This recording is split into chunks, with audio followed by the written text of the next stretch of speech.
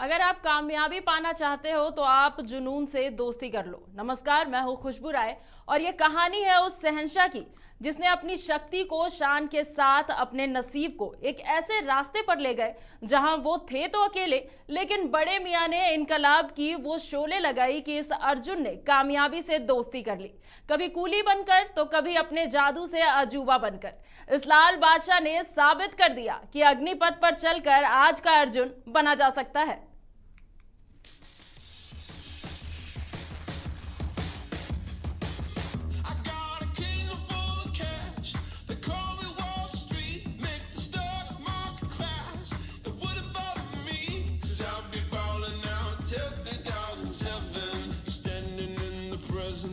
हम भी वो हैं जो कभी किसी के पीछे नहीं खड़े होते।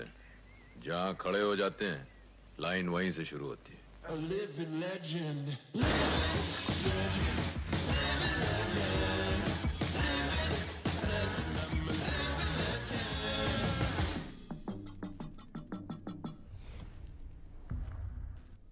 ये कहानी है एक ऐसे अभिनेता की जिसे रिजेक्ट कर दिया गया था। सभी ने कहा कि इसके साथ काम कौन करना चाहेगा, लेकिन ये बन गए सदी के महानायक जिन्हें हम अमिताभ बच्चन के नाम से जानते हैं।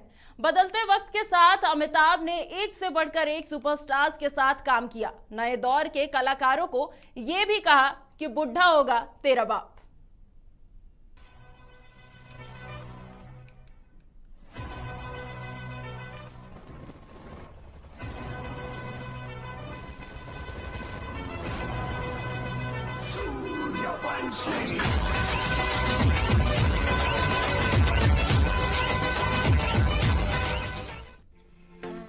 सत्तर और 80 के दौर में फिल्मी सीन्स में अमिताभ बच्चन का ही चलन सा बन गया।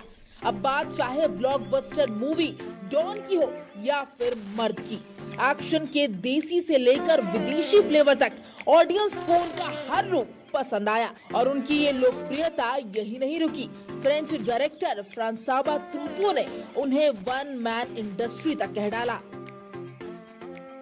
लेकिन शुरुआत से सब कुछ इतना आसान भी नहीं था। करियर की शुरुआत में उनकी फिल्में लगातार फ्लॉप हो रही थी और तब उन्होंने घर वापस लौटने का भी मन बना लिया था। लेकिन फिर आया उनके करियर का टर्निंग पॉइंट, फिल्म जंजीर।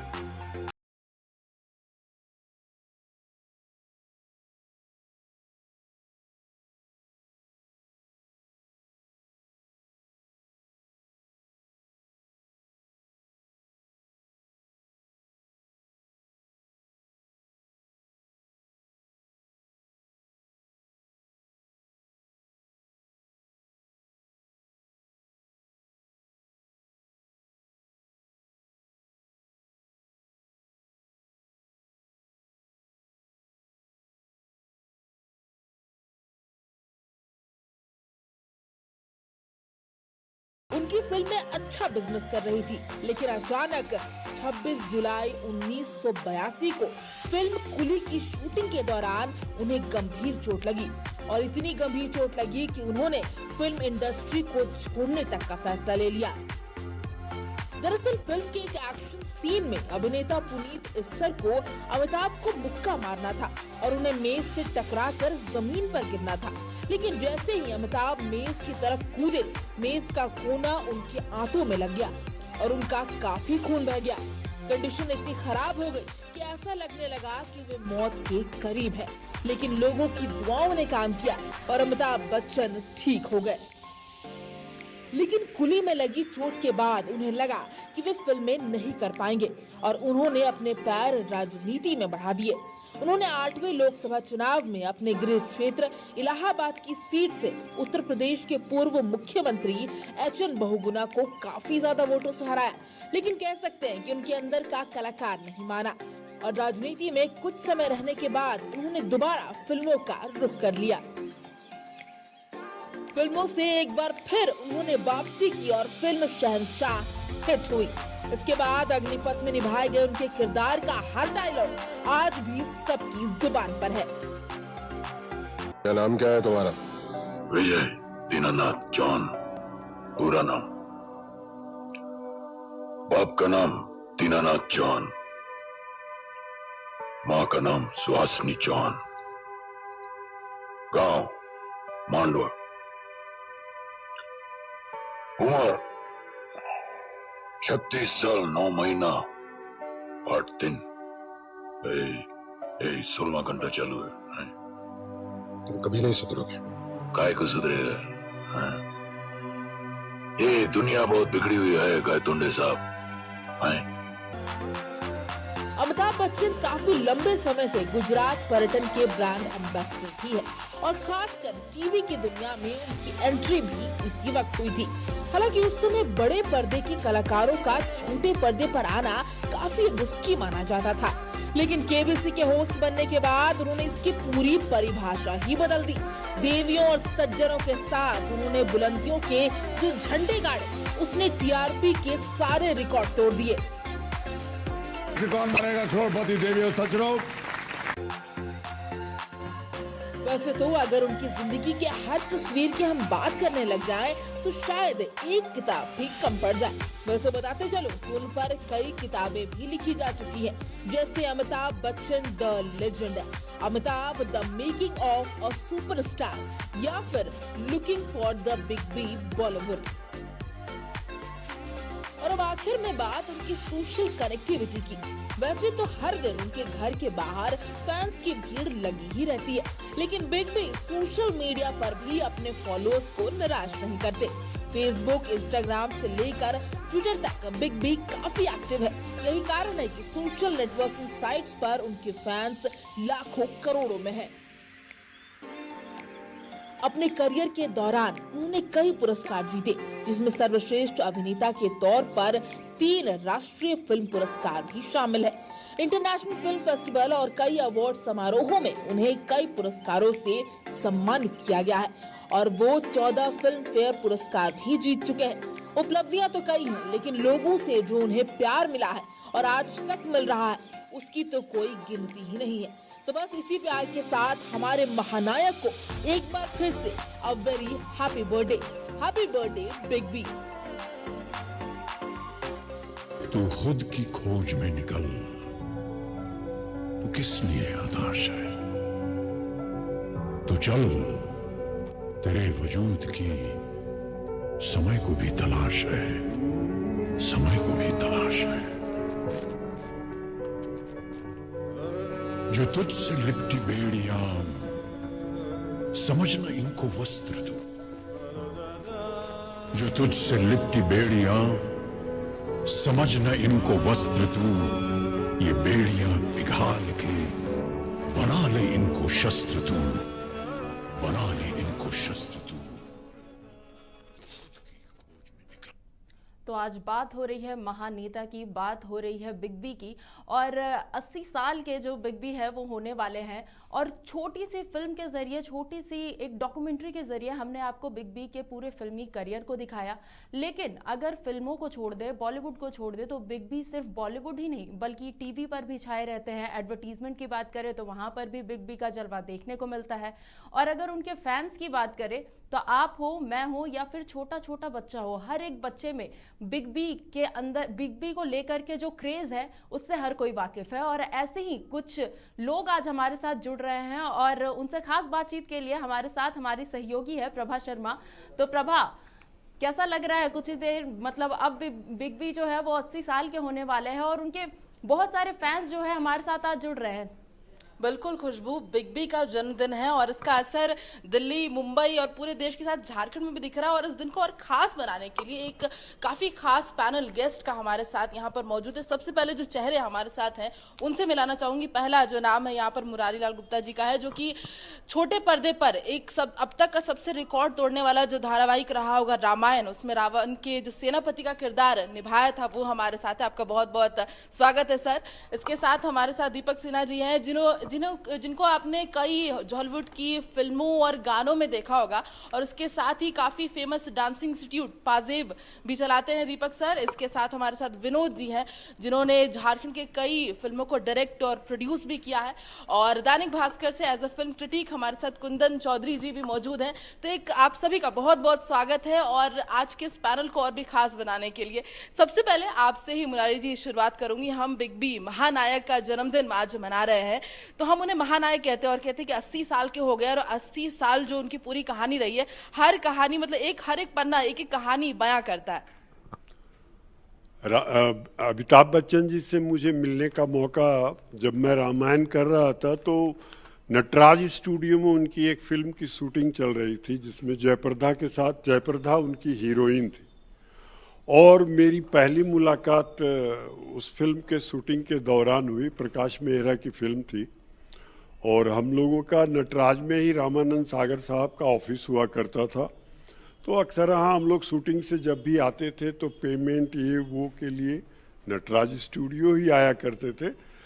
तो मुझे जब मैं देखा अमिताभ बच्चन जी को, और उस समय फिजिक आज के जैसा नहीं था, आज तो बहुत हेल्दी और अच्छे लगते हैं, और उस समय जो फिजिक थी थोड़ा सा पतले दुबले भी थे। और मैं उनको जाके प्रणाम किया और मेरा सौभाग्य है कि वो खड़े होके मेरे प्रणाम को स्वीकार करते हुए मेरे से हाथ मिलाए और उन्होंने कहा कि आप कहाँ से हो। तो मैंने कहा, उस समय मैं रांची बोलने से लोग कराची बोलते थे, बड़ा मुझे दुख होता था। मैं चाहता था कि रांची को मैं एस्टैब्लिश्ड करूं, लेकिन ये रांची धोनी के चलते एस्टैब्लिश्ड हुआ।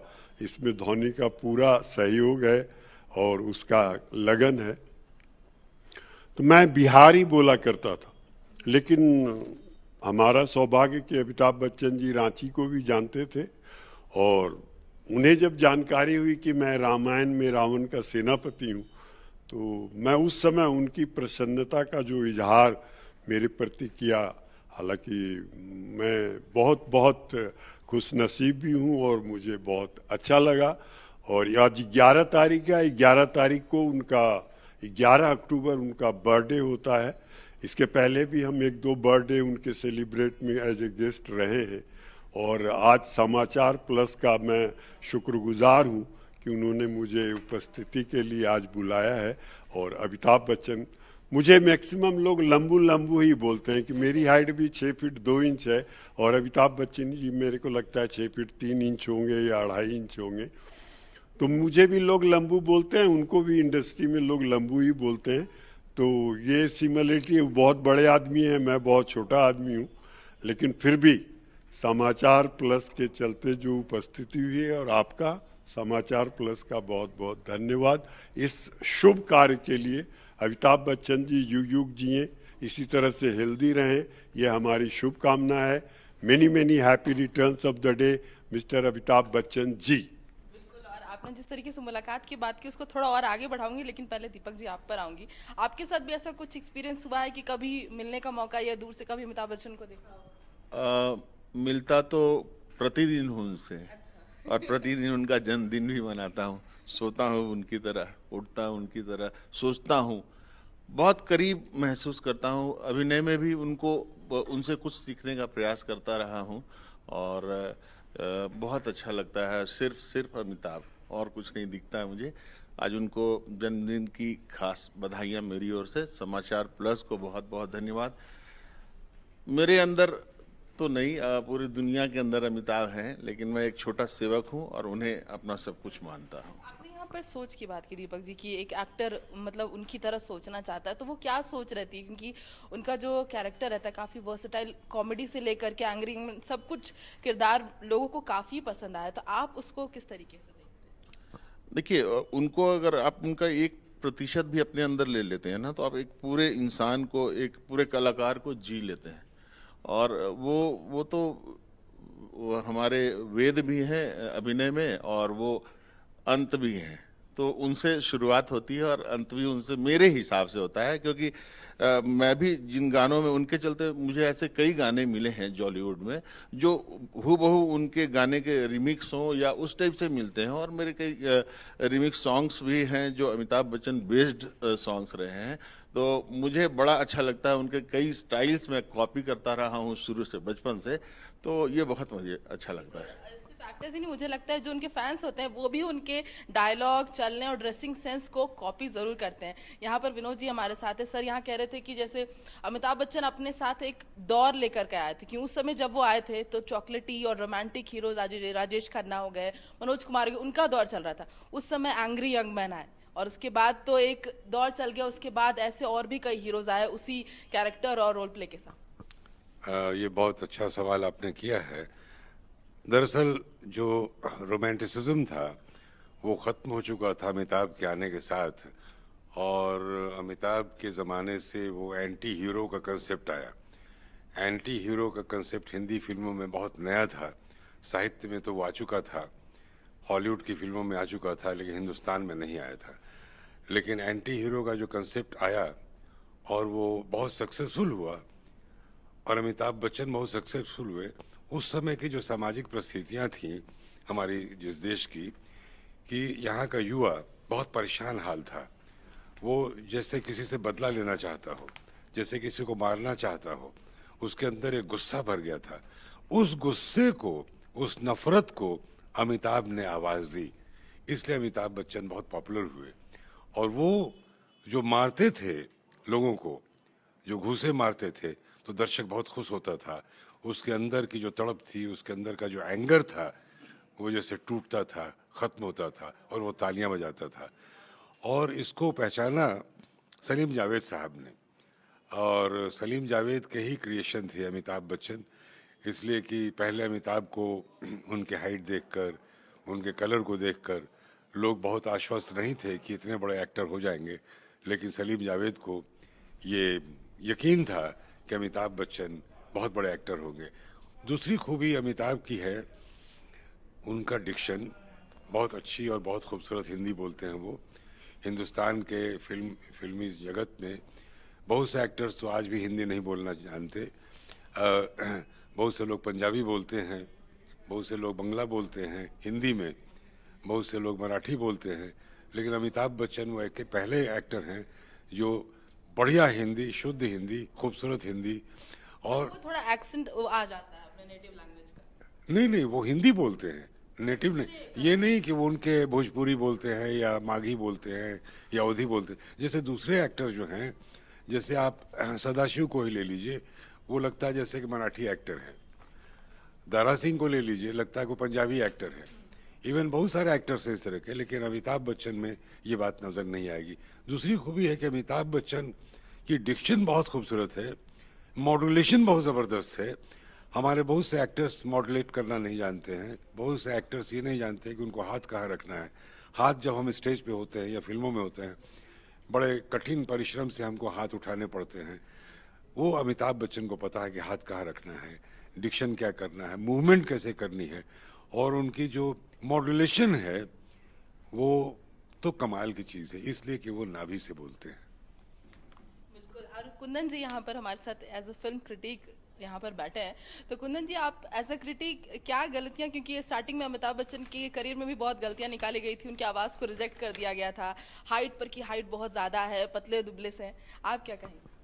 मैं इस पे आने से पहले मैं एक चीज़ और बताना चाहूँगा कि जैसे अभी मुरारी लाल जी ने बताया कि रांची कराची का सवाल किया था, तो मैं ये कहना दर्शकों को कहना चाहूँगा कि रांची से जो अमिताभ का रिलेशन है वो सबसे पहला रिलेशन है, इसलिए कि अनवर अली, नजरुल हक मार्ग, हिंदपीढ़ी रांची, ये एक एड्रेस है जो कि अमिताभ बच्चन की पहली फिल्म सात हिंदुस्तानी जो फिल्म थी उसमें जो पहला उनका जो सीन जो दिखाया गया था उसमें सबसे पहले यही कहा गया था कि अनवर अली, नजरुल हक मार्ग, हिंदपीढ़ी रांची।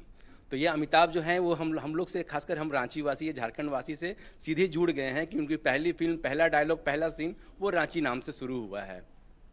तो ये एक मतलब बड़ी बात है कि हम रांची वालों के लिए जो अमिताभ की शुरुआत हुई वो रांची से हुई है। उन्हें रांची जो शब्द है वो शब्द से शुरू हुआ है, और उसमें वो एक शायर बने थे जो उर्दू के शायर थे, और हिंदी से वो मतलब जैसे विनोद सर ने कहा कि हिंदी उनकी बहुत अच्छी, लेकिन उस फिल्म में वो हिंदी से नफरत करते हैं। कहते हैं उनका एक डायलॉग था, शायद आप यूट्यूब में देखिए तो पता चलेगा कि वो अरंतु परंतु की चीज़ें मैं नहीं जानता हूँ। तो मतलब इस तरह की देखिए शुरुआत अमिताभ की कहाँ हुई और वो यहाँ बने। रांची के बहुत सारी चीज़ें उस फिल्म में आप खूबी देखिएगा तो कहा गया है कि रांची में दंगा, मतलब जो सीन है उसमें दिखाया गया है कि अमिताभ बच्चन का जो घर है वो जला दिया जाता है। तो रांची में दंगा मतलब एक आश्चर्य से ये करते हैं कि इतनी पीसफुल जगह है उसमें ये दंगा कहाँ से हो सकता है।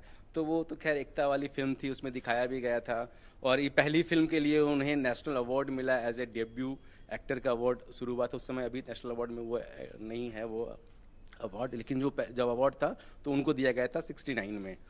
और हम झारखंड से और देखेंगे तो ठीक 10 साल बाद फिर अमिताभ लौट के आते हैं रांची झारखंड। उनकी जो फिल्म थी काला पत्थर, और काला पत्थर वो चासनाला में एक दुर्घटना हुई थी, करीब 300-350 लोग उसमें मारे गए थे। तो उसकी शूटिंग रामगढ़ के पास ही गिद्दी है, वहाँ पर हुई थी। तो 79 में वो फिल्म की शूटिंग हुई, अमिताभ बच्चन आए, वहाँ शूटिंग किए। और हमको लगता है मुझे रांची भी शायद आए ही होंगे, क्योंकि उस समय जब भी फ्लाइट हो या फिर ट्रेन भी तो रांची होके ही रामगढ़ जाता था। तो उनसे रिलेशन हम लोगों का रहा है अमिताभ बच्चन से।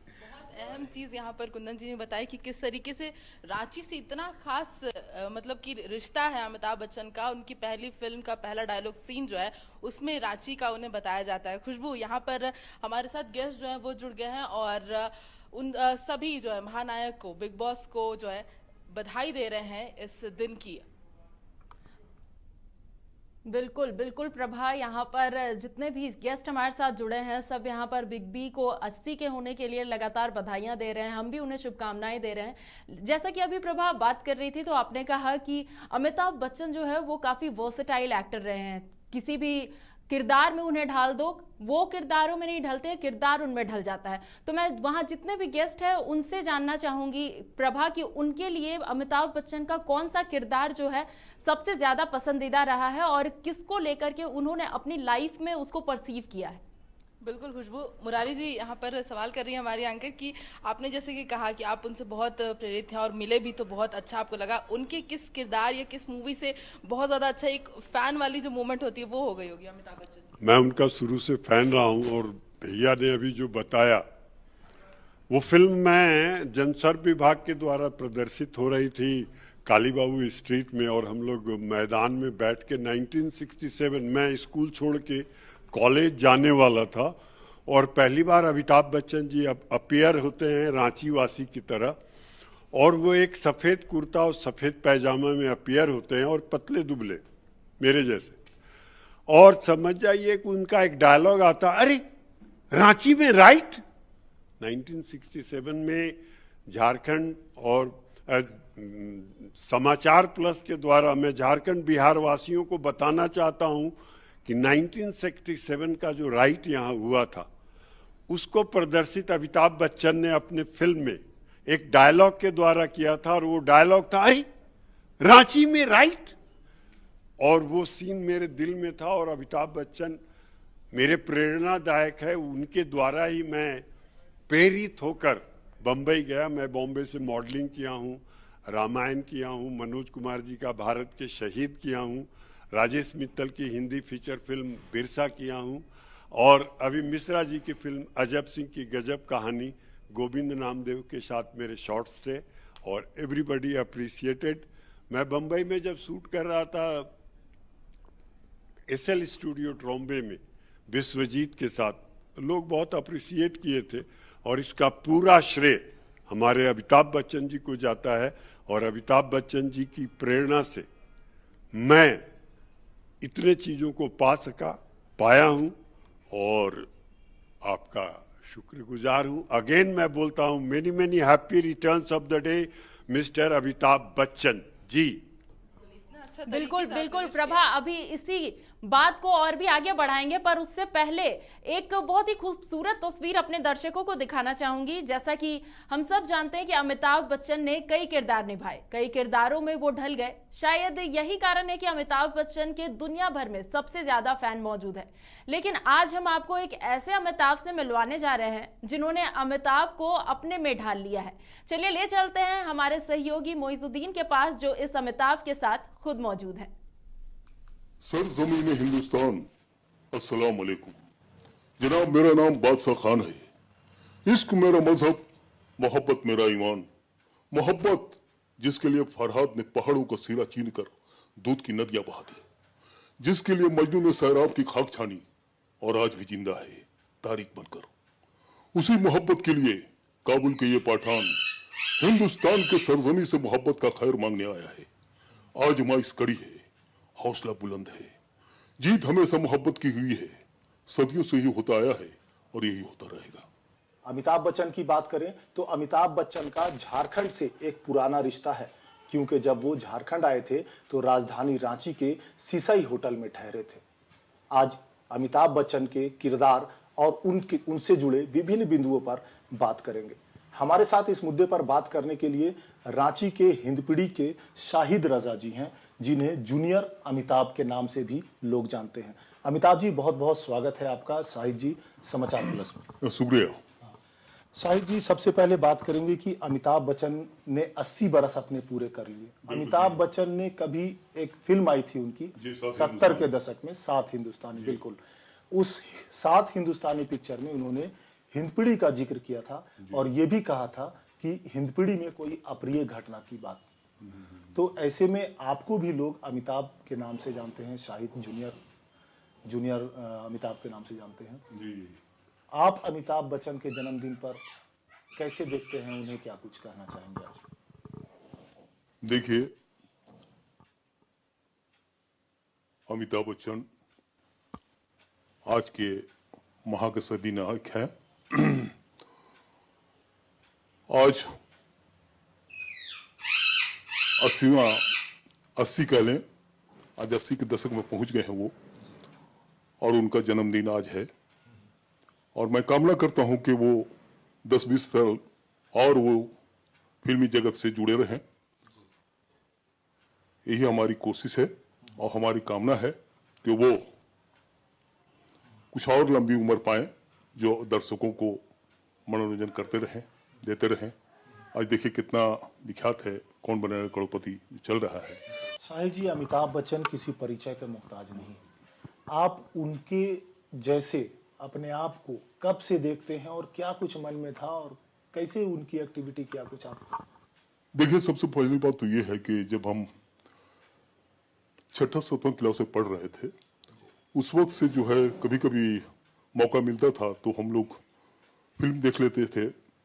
तो मैंने दीवार देखी, जंजीर देखा, बहुत सारी अमिताभ की फिल्में जो थी, जो वैसे इससे पहले तो बहुत सारी फिल्में आई, जैसे कि बॉम्बे टू गोवा हुआ और मिली हुआ है नहीं, एस्मा और सेरा हुआ, बहुत सारी फिल्में आई, पिट गई, नहीं चली बॉक्स ऑफिस पर। आनंद आया, अच्छा काम था उनका।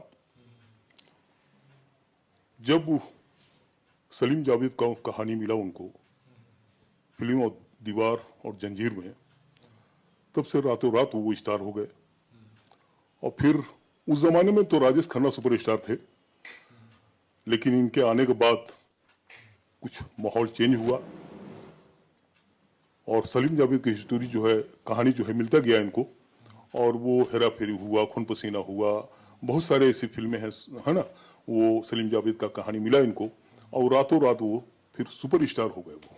समझे नहीं शाहिद जी, हम बात कर रहे थे हिंदुस्तान, 7 हिंदुस्तानी भी फिल्म की जी, उसमें अमिताभ जी ने एक डायलॉग कहा था कि रांची के हिंदपीढ़ी में अप्रिय घटना हो गई है। खासकर इसी भट्टी चौक की बात सामने आई थी, वो क्या कुछ था उसमें?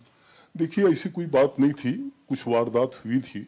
नहीं, उन्होंने 7 हिंदुस्तानी के शूटिंग में रांची पहुंचे हुए थे, तो कुछ माहौल आपस में थोड़ी हिंदू मुसलमान की बात थी, कुछ हुआ था।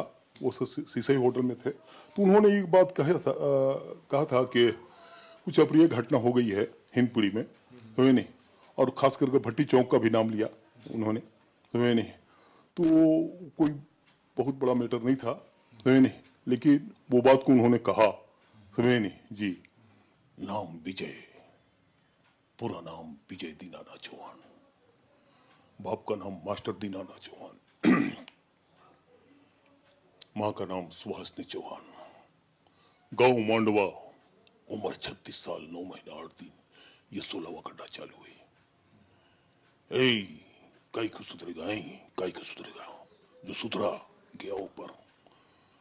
कांचा सेठ पहला मर्तबा बताया, विजय दीनानाथ चौहान, आज उधर जाने का उधर, 6 बजे मेरा मौत के साथ अपॉइंटमेंट है, उधर जाने का ही। इंग्लिश बोलता है साला। अरे भैया बस यही समझ लो हम तोहरे मुल्क का हैं। अरे भैया बोल पहनाओ ओढ़ाओ तो इंग्लिश बा और बोलिए वही गंगा किनारे वाला। अरे भैया का बताएं भैया, तनिक हमका सर छुपाए की जगह चाहिए भाई। हमें ने एक कहावत है कि बुढ़ाओ मर गए औलाद छोड़ गए। वाह हो डीएसपी साहब वाह, तुम तो हमार बहुत बढ़िया बंदोबस्त कर गए हो भैया। हमार दिल हमसे कहत रहे कि बउआ ये में टंगरी मत अड़ाओ, ये बहुत झंझाड़ का काम है, लेकिन डीएसपी साहब कहे चढ़ जा बेटा सूली पर, हम चढ़ गए। अरे का बताएं भैया, ऐसा हाल हो गया है कि धोबी का कुत्ता ना घर का ना घाट कहाँ, समझ गए। चलो ना विजय, अरे बैठा हो बैठा, इन कारी कारी नैनन से तू घूर ना हम काए गोरी, अरे मारे कटारी मर जाई हैं। हाँ चलो ना विजय। अच्छा भैया चले थे, राम राम, सोने जाता फिर। हर रंग बरसे भीगे चुनर वाली रंग बरसे, और किनी मारे पिचकारी तोरी भीगी अगिया, हो रंग रसिया हो रंग बरसे भीगे चुनर वाली रंग बरसे, हो रंग बरसे भीगे चुनर वाली रंग बरसे। अरे सोने की थाली में जौना परोसा, हाँ सोने की थाली में जौना परोसा, और खाए गोरी का अरे खाए गोरी का यार बलम तर से रंग बरसे, और रंग बरसे भीगे चुनर वाले रंग बरसे। बहुत ही शानदार। ये हमारे साथ शाहिद रजा जी, जिन्हें आसपास के लोग और रांची और झारखंड के लोग जूनियर अमिताभ के नाम से जानते हैं। आज अमिताभ बच्चन ने अपने आयु के 80 बरस पूरे कर लिए हैं और कहीं ना कहीं वो लोगों के जहन में, लोगों के दिलो दिमाग में अब भी छाए हुए हैं। ऐसे में कहना गलत नहीं होगा कि अमिताभ बच्चन फिल्म जगत के एक होनहार और एक बड़े ही प्रतिभाशाली ऐसे कलाकार हैं जिन्होंने अपने अभिनय से लोगों के दिल में एक अलग सी छाप छोड़ दी है। यही वजह है कि रांची और आसपास के लोग, कहे तो पूरे देश में, आज उनके कलाकारी के, उनके अभिनय को लोग हमेशा से पूजते हैं और सराहना करते हैं। तो अमिताभ बच्चन 80 के हो चुके हैं और शाहिद रजा जैसे कई उनके फैंस हैं जो उनका बर्थडे अपने तरीके से मना रहे हैं। हमारे साथ भी कई फैंस जुड़े हुए हैं जिनके साथ हमारी सहयोगी प्रभा मौजूद है। प्रभा, मैं वहां पर सभी से जानना चाहूंगी कि अब अमिताभ बच्चन जो है वो 80 के होने वाले हैं, तो इस साल वो अमिताभ का बर्थडे किस तरीके से मनाएंगे? बिल्कुल खुशबू, यहाँ हर कोई अमिताभ बच्चन का फैन है और इस फैन क्लब में दो और चेहरे हमारे साथ झारखंड के एक्टिंग फील्ड से जुड़ गए हैं, नमिता सिंह जी और इंद्रजीत सिंह जी। तो आप सभी का तो बहुत बहुत स्वागत। और जी बिल्कुल खुशबू, और नमिता आपसे ही पूछना चाहूंगी, एक अभिनेत्री के तौर पर नहीं, पहले एक फैन के तौर पर पूछूंगी कि आपका फेवरेट कैरेक्टर अमिताभ बच्चन का कौन सी मूवी बहुत पसंद है? सच बताऊं तो जब से शादी हुई है तो बहुत सारे उतार चढ़ाव आए हैं, तो मुझे उनका बागबान जो मूवी है वो बहुत ही मतलब दिल को छू जाने वाला मूवी है, क्योंकि उन्होंने बहुत सीख दी है उस मूवी के थ्रू हमें। वो बच्चों के लिए हो, बड़ों के लिए हो, सारे स्टेज बाय स्टेज उन्होंने इतना अच्छा ज्ञान दिया है कि मुझे बागबान बहुत ही ज़्यादा पसंद है। अपने दिल से कहूँगी कि सर आपको सैल्यूट है कि आप हमारे इतने अच्छे मार्गदर्शक हो कि आपको देख के हम बहुत कुछ सीख रहे हैं। मतलब मैं जब छोटी थी, छोटे से उनके गाने देखते आ रही हूँ, उनके गानों पे डांस करती आ रही हूँ। आज भी अगर होली आता है तो उनका वो सॉन्ग है ना रंग बरसे, उस पे झूमे बिना तो हम रह ही नहीं पाते हैं। मतलब होली हमारी कंप्लीट ही नहीं होती उस गाने के बिना। तो मैं और ऐसे अभिनेत्री पूछो तो, क्योंकि हमेशा हम कहते हैं कि वो काफ़ी जोशीले अपने फील्ड एक्टिंग में रहते हैं, अभी भी 80 साल हो गए, लेकिन जब भी वो सेट पर आते हैं, प्रिपेयर करते हैं अपने स्क्रिप्ट को, तो उनसे क्या कुछ सीखती है? उनसे मैं यही सीखती हूँ कि सर को जो भी कैरेक्टर दिया जाता है वो उसमें इतना डीपली मतलब घुस जाते कि लगता ही नहीं है कि वो एक्टिंग कर रहे हैं। चाहे वो शराबी का रोल हो या दादाजी का रोल हो या एकदम चार्मिंग हीरो का रोल हो, वो अपने को एक्ट्रेस के साथ भी बहुत अच्छे से बिहेव करते हैं, उनके साथ घुल मिल जाते हैं, तो मुझे बहुत कुछ सीखने को मिला है सर से। बागवान और अलग अलग कैरेक्टर्स की बात हुई तो दीपक जी एक सवाल मेरे मन में आया कि एक एक्टिंग के साथ सिंगिंग भी उनकी बहुत फेमस है, क्योंकि पहले तो रिजेक्ट कर दिया गया उन्हें उनकी आवाज़ को, लेकिन उसके बाद बागवान का गाना हो, खई के पान बरंग, बहुत सारे ऐसे गाने, और आपका भी ऐसा फील रहा है कि डांसिंग भी रहा है, एक्टिंग भी रहा है, तो उससे क्या कुछ आप कहेंगे? मैं हमेशा ईश्वर को कोसता हूँ कि आवाज़ मेरी उनके जैसे क्यों नहीं दी, और सही बात है, उनकी आवाज़ में जो लस है वो और किसी की आवाज़ में नहीं है। बड़े बड़े सिंगर्स भी उनके सामने उनकी आवाज़ और उनका देसीपन जो है वो उसको नहीं छू पाते हैं। अब का कोई गाना हो, भोर महसूस कराते हो, नीला आसमां सो गया, तो वो अद्भुत है। वो हर शब्द को बहुत बारीकी से, बहुत तगड़े अंदाज में बोलते हैं। ओ रात भीगे होठ, इस टाइप का कुछ उनका एक आता है जो बहुत दमदार लगता है और रूह में उतरता है। तो मुझे लगता है, अब जैसे देखिए वो बोल रहे हैं विजय दीनानाथ चौहान, तो कितने विजय अपने आप को कितनी बार और हमेशा ही भाग्यशाली मानते होंगे। एक विजय नाम को उन्होंने कितना पॉपुलर कर दिया, कई फिल्मों में विजय नाम है उनका। तो मेरे ख्याल से उनकी आवाज़ गायकी में हो, संवाद बोलने में हो, सब में कमाल है। और ईश्वर सचमुच तुमने मुझे उनकी जैसी आवाज़ क्यों नहीं दी। ये चीज़ मैं थोड़ी लालची हो रही है मुरारी जी इसमें, क्योंकि एक दो डायलॉग उन्होंने बोला तो मुझे लगता है आपके मुंह से मुझे एक दो डायलॉग अगर उनका पसंदीदा अमिताभ बच्चन का जो मैं दिल से बोला करता था और लोगों को भी अच्छा लगता था और मुझे भी अच्छा लगता। उफ! तुम्हारे वसूल, तुम्हारे आदर्श, क्या किया है इन वसूल और आदर्शों ने? 2 वक्त की रोटी, सरकारी वर्दी और सरकारी जीप, क्या है तुम्हारे पास? देखो देखो मुझे, मैं कहां से कहां पहुंच गया हूं विजय। मैं इसी धरती से उठा था, हम दोनों एक साथ उठे थे, और आज तुम कहां हो और मैं आज कहां हूं। बहुत बहुत बहुत अच्छा सर, मुझे लगता है रिमाइंड कर दिए जो जिस जोश के साथ हम देखते हैं अमिताभ बच्चन को अपनी डायलॉग डिलीवरी करते हुए, वो आपने यहाँ पर दोहरा दी। बहुत सुंदर सर। यहाँ पर हम विनोद जी आपके पास आना चाहूँगी। यहाँ पर डायलॉग डिलीवरी की हम बात करें तो, और जब कहते हैं कि सदी के महानायक, तो ये जो एक सरनेम हमने दिया वो उस अमिताभ बच्चन को ही दिया है। उसके पहले सुपरस्टार आए हैं और अभी भी आ रहे हैं, तो क्यों ऐसा लगता है कि हमें अभी तक एक मेगा स्टार मिल पाया है? जैसा कि मैंने अपने पिछले वक्तव्य में कहा कि मॉड्यूलेशन का कमाल है, डिक्शन का कमाल है। एक तो अभी के जो एक्टर्स आते हैं या पहले आते थे, उन्होंने अपनी डिक्शन पे बहुत ज़्यादा ध्यान नहीं दिया, और जो उर्दू के शब्द हैं, जो तलफ़ुज़ है, उस पर भी बहुत मेहनत नहीं की। ख़ास करके हमारी इंडस्ट्री में पंजाबी एक्टर्स आए तो उनकी तलफ़ुज़ बहुत दुरुस्त नहीं थी। वो आज भी हिमालय को हिमालय नहीं हिमालय कहते हैं। उनका कसूर नहीं है, उस इलाके का कसूर है। और जो और भी दूसरे रीजन के जो एक्टर्स आते हैं तो उनकी डिक्शन बहुत सही नहीं होती, वो तलफ़ुज़ पे ध्यान नहीं देते। वो बहुत ज़रूरी चीज़ है, चाहे आप हिंदी बोल रहे हों, अंग्रेज़ी बोल रहे हो, उर्दू बोल रहे हों, आपकी ज़बान सही होनी चाहिए। अमिताभ ने बहुत मेहनत की है अपनी ज़बान पे।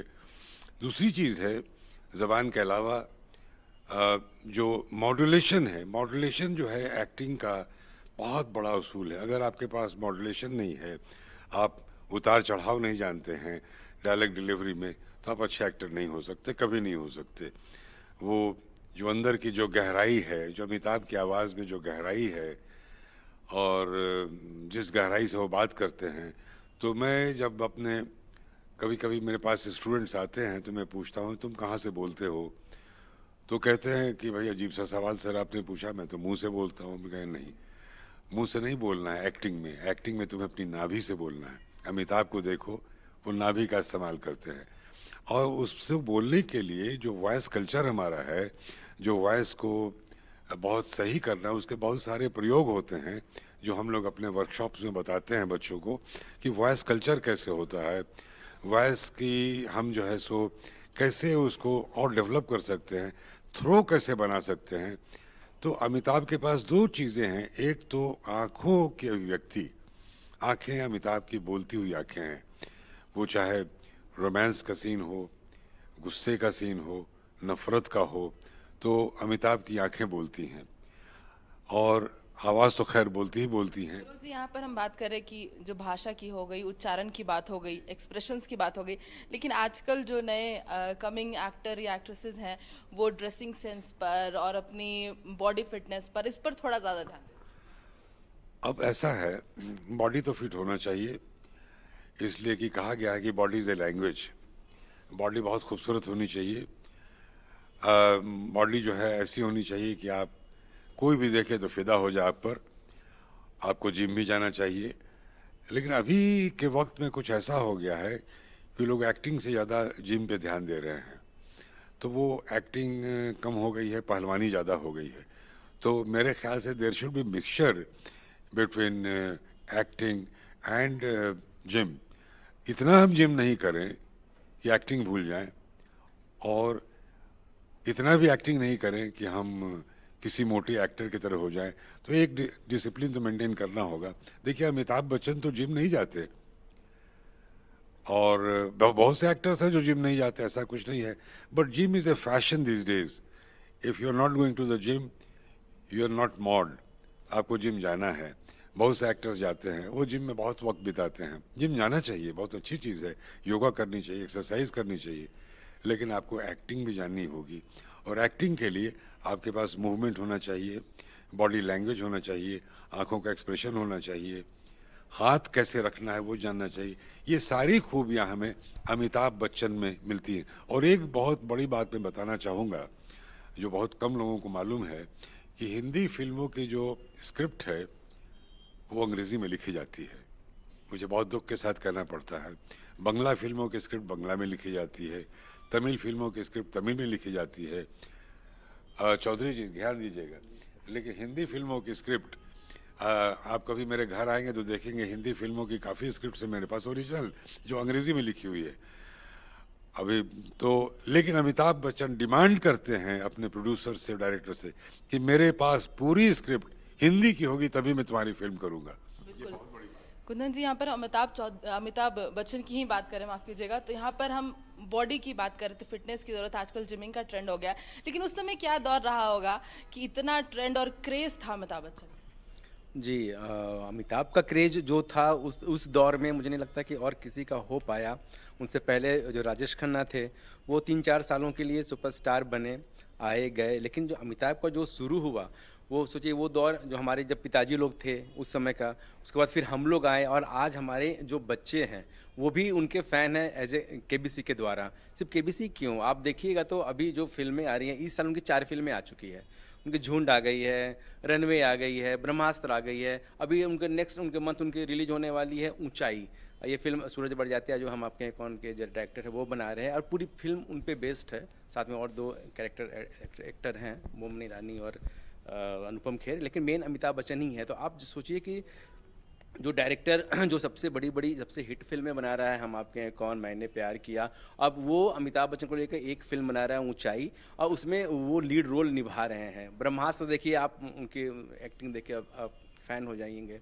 तो 80 की उम्र में वो इतने मतलब जागरूक हैं, इतने फिट है। तो आप फिट कर, मुझे लगा उनसे ज़्यादा फिट कौन है जो 80 साल में वो केबीसी के लगातार शूटिंग कर रहे हैं। केबीसी की बात कर रहे हैं आप, तो क्योंकि कहूँगी कि उस समय जब उन्होंने केबीसी स्टार्ट किया था, अभी शायद ट्रेंड हो गया है कि जो छोटे पर्दे के एक्टर्स हैं वो फिल्मों में काम करते हैं, फिल्मों वाले गेस्ट के रोल पर टीवी में आते हैं, लेकिन उस समय ये बहुत बड़ी बात थी, मतलब रिस्क लेने वाली बात थी कि जो बड़े पर्दे का एक एक्टर है वो छोटे पर्दे पर आए। तो उस समय ये कैसे हो पाया था, और उसमें लोगों को इतना बड़ा कैसे बूम होगा और लोगों को पसंद आ गई, किसी ने एक्सपेक्ट नहीं किया था। कहते हैं कभी कभी कुछ समस्याएं आ जाती हैं तो उससे कुछ बेहतरीन निकल आता है।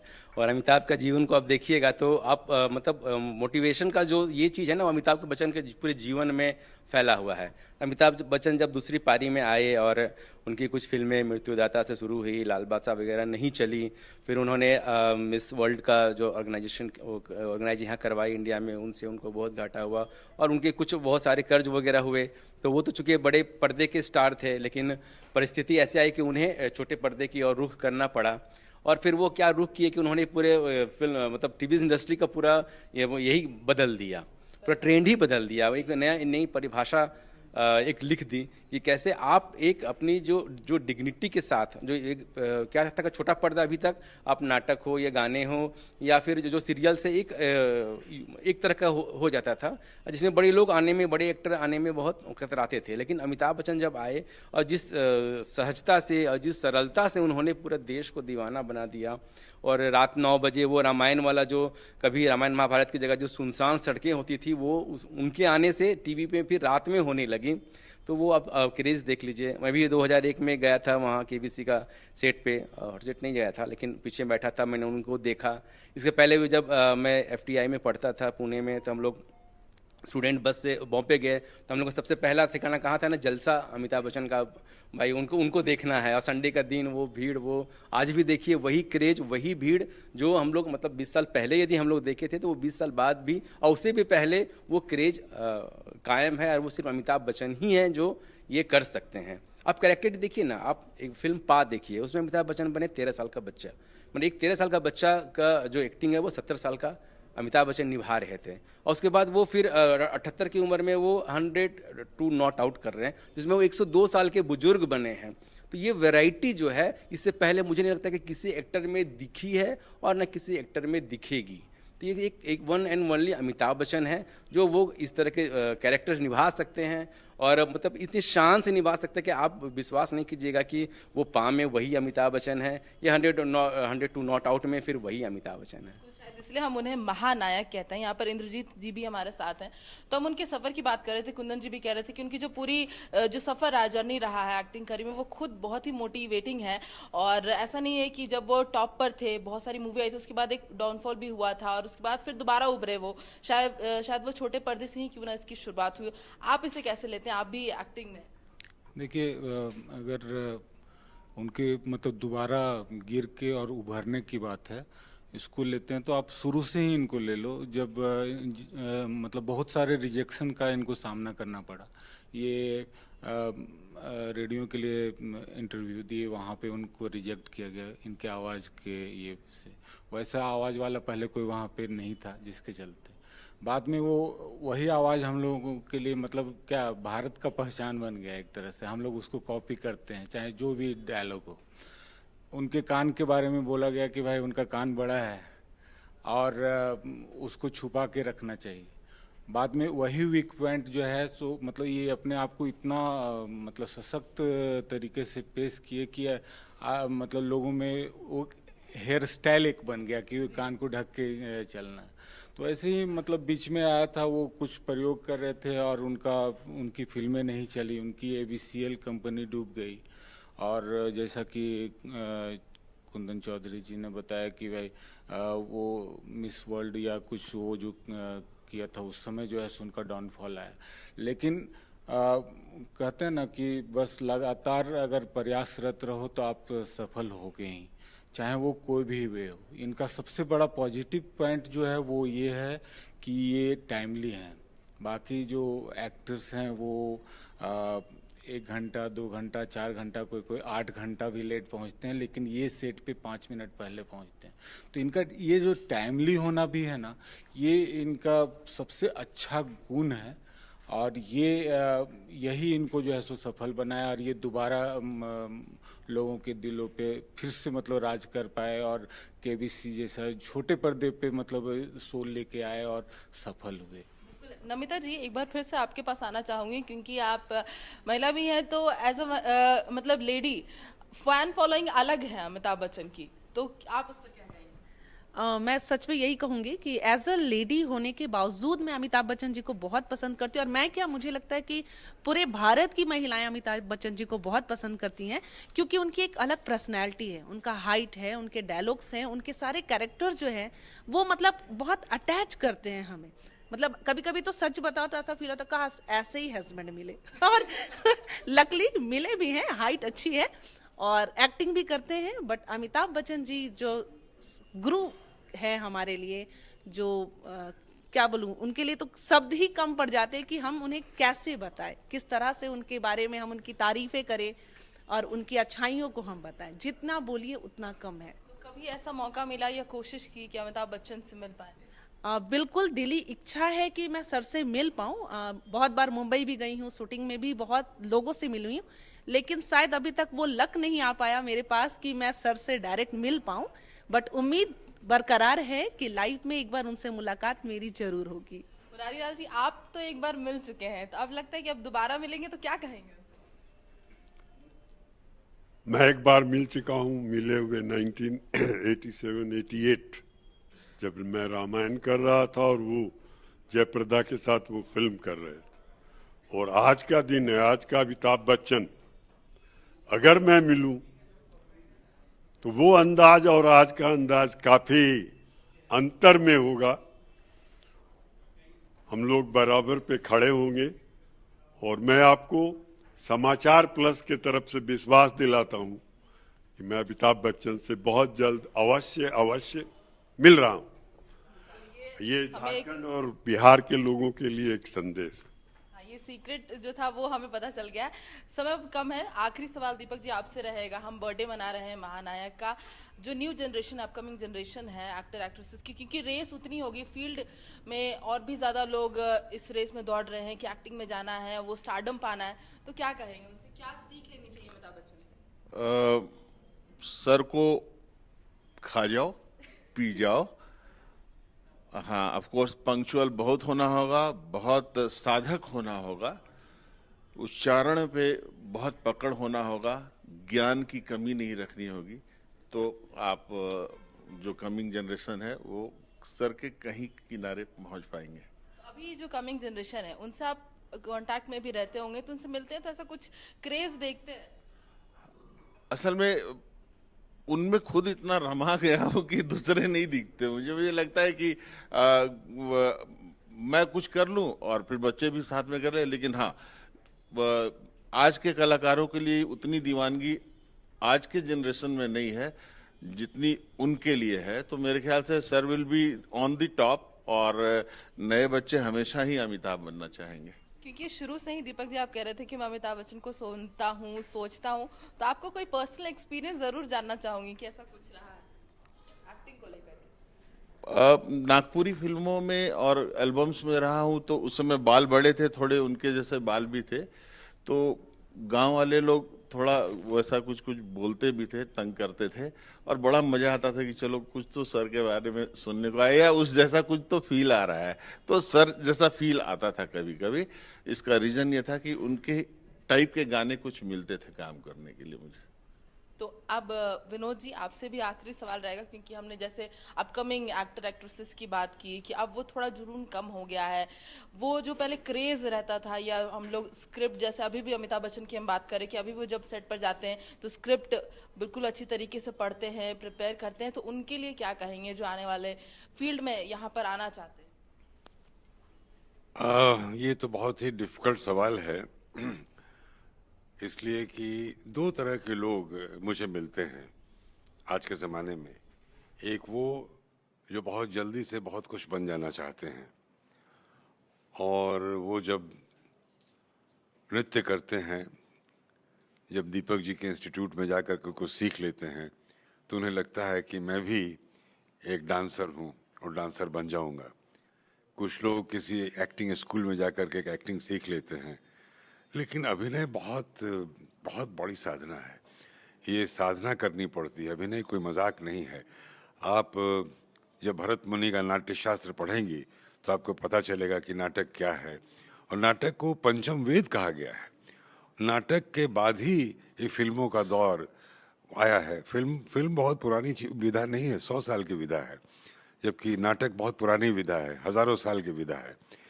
तो अमिताभ बच्चन को मैं एक साधक मानता हूँ, एक साधना। और आपको सुनकर ताज्जुब होगा कि वो अच्छे कवि भी हैं, अच्छे लेखक भी हैं, वो ट्विटर पे भी हैं, उनका ब्लॉग भी है, और वो बहुत पॉपुलर हैं। तो अमिताभ बनने के लिए बहुत त्याग की ज़रूरत है, तपस्या की ज़रूरत है। और मुझे लगता है कि आजकल के जो युवा पीढ़ी है, no doubt they are very talented. मैं ये नहीं कहूँगा कि वो टैलेंटेड नहीं है, वो टैलेंटेड हैं, लेकिन थोड़ी त्याग की, थोड़ी तपस्या की कमी है। और मैं भी दर्शकों को बता दूं कि जैसे उनके घर के बाहर अब तक भीड़ लगती है उनकी एक झलक पाने के लिए, सोशल मीडिया पर भी उतने ही लाखों करोड़ों अमिताभ बच्चन के फैंस हैं। आखिरी सवाल आपसे भी कुंदन जी, हम क्रिटिसिज्म की थोड़े बहुत बात कर लें कि अभी एक्टर्स कैसे किस तरीके से, क्योंकि क्रिटिसिज्म और बढ़ गया, सोशल मीडिया पर कोई भी कुछ भी कमेंट कर सकता है, अमिताभ बच्चन उसको कैसे लेते हैं?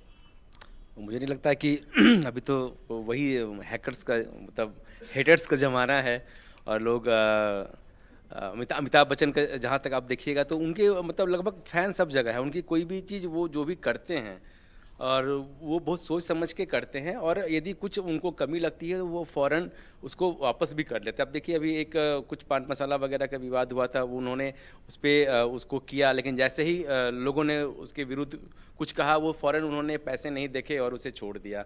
इससे पहले भी एक कोल्ड ड्रिंक का भी विज्ञापन पे ये हुआ था कि वो उन्होंने करना जैसे ही शुरू किया लोग कहे कि नहीं, अमिताभ बच्चन जो महानायक हैं उनको हम नहीं देख सकते हैं कि आप इस तरह की कोई चीज़ों को आप प्रमोट करो, तो वो फ़ौरन वो पीछे हो जाते हैं। शायद इनकी लोकप्रियता की एक बड़ी वजह ये भी है कि वो जो उनका जो कैरेक्टर है या जो लोगों की भावनाओं में बसी हुई उनकी इमेज है उसको वो कायम रखना चाहते हैं और वो उसके लिए लाभ और या फिर और चीज़ें नहीं देखते हैं और तभी उनको एक मतलब एक आम इंसान को एक अमिताभ बच्चन बनाता है, तो उसके पीछे एक बड़ा मतलब कारण है उनकी सोच और वो जिस तरह का काम करते हैं। और आज के एक्टर जो भी है वो उनको तो मतलब उनकी पूरी जूनी पढ़ लेनी चाहिए, रट लेनी चाहिए। आपको यदि एक्टिंग करनी है तो आप एज ए अमिताभ बच्चन बनो, अमिताभ बच्चन बनो, यानी कि हर चीज़ आप कर सकते हो। वो चाहे आपको वो एक सौदागर फिल्म में देखिए वो गुड़ बेचने वाला एक सिंपल सा लुंगी पहना हुआ आदमी, आपको लगेगा नहीं कि वही जो वो दीवार में जो सुपर स्टाइलिश होके वो पहुंच रहा है। बस 1 साल बाद ही अब 74-75 की दोनों फिल्में हैं, अब देख लो कि कहाँ मतलब वो उन्होंने क्या एक्टिंग किया, फिर 1 साल बाद ही किया। और फिर जय के रूप में शोले में उन्होंने जो रचा है वो महाकाव्य ही कहा जा सकता है फिल्म इंडस्ट्री का। और सारे लोग थे, लेकिन फिर भी हमें अमिताभ बच्चन और उनके जो मरने का जो दृश्य है वो आज तक लोग कभी नहीं भूल सकते हैं। तो अमिताभ बच्चन बस अमिताभ ही बच्चन है। और ये क्रिटिसिज्म चाहे जितना हो, मुश्किलें चाहे जितने हो, अपना सफ़र उन्होंने बहुत अच्छी तरीके से एक अलग ऊंचाई पर पहुंचाया। आखिरी सवाल आपसे इंद्रजीत जी, आज हम जन्मदिन मना रहे हैं महानायक अमिताभ बच्चन का, तो उनके जन्मदिन पर क्या कुछ बधाई देंगे, उन्हें क्या? सर आपको 100 साल और अधिक जीना है कम से कम, और इस मतलब ये जो है आपका 80 साल अभी पूरा होने वाला है, इस पे हम लोग जो है सो बहुत मतलब दिल से ये कर रहे हैं कि आप जो है सदैव स्वस्थ रहें और जितना दिन तक हम लोगों को जो है सो मतलब शिक्षा देते रहें फिल्मों के माध्यम से या अपने कविताओं के माध्यम से, ये करते रहें। बस दिल से दुआ है कि आप सदैव स्वस्थ। हमारी भी यही दुआ है कि आप जिए हजारों साल और साल के दिन हो 50,000। खुशबू?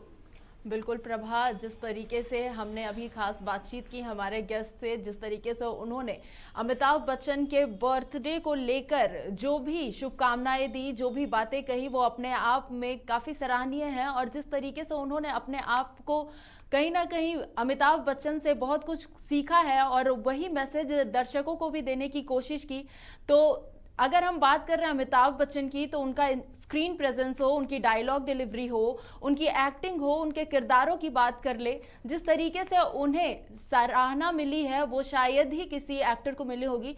और हमारे साथ जुड़ने के लिए प्रभा बहुत बहुत शुक्रिया। हमारे तमाम गेस्ट का भी बहुत बहुत शुक्रिया कि वो हमारे साथ इस खास एपिसोड में जुड़े।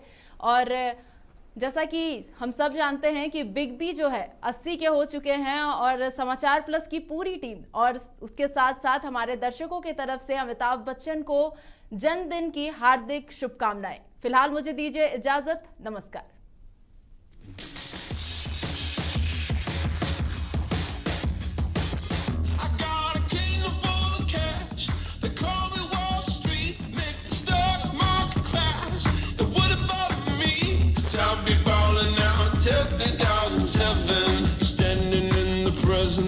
हम भी वो हैं जो कभी किसी के पीछे नहीं खड़े होते, जहाँ खड़े हो जाते हैं लाइन वहीं से शुरू होती है।